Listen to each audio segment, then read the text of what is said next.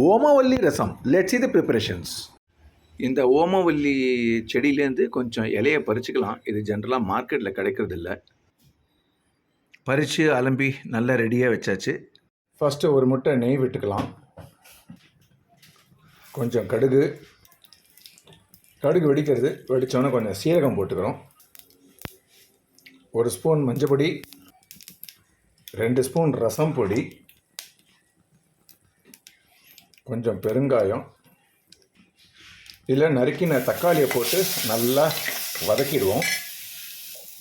தக்காளி மேலே உப்பு போட்டால் தக்காளி சீக்கிரம் வதங்கிடும். இதில் நீர்க்க கரைச்ச புளி தண்ணி விடுறோம். திக்காக இருக்கக்கூடாது, நல்ல தண்ணியாக இருக்கலாம்.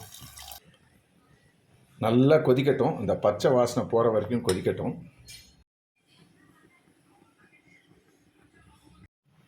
நல்லா கொதித்து வரும்போது 2 பச்சை மிளகாயை கீறி போட்டுடலாம். நல்லா ஒரு 5 நிமிஷம் கொதித்த பிறகு நல்லா க்ளீன் பண்ண கொத்தமல்லி இலை, தனியா பத்தா எல்லாம் நல்லா போட்டு அதில் போட்டு கலக்கி விட்டுருவோம். நல்லா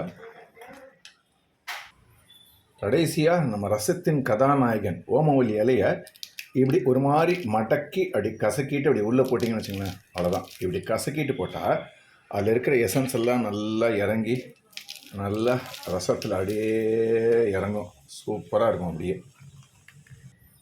அவ்வளோதான். ஆரோக்கியமான ஓமவல்லி ரசம் ஆர் கற்பூரவள்ளி ரசம் இஸ் ரெடி. தேங்க்யூ. மிக்க நன்றி.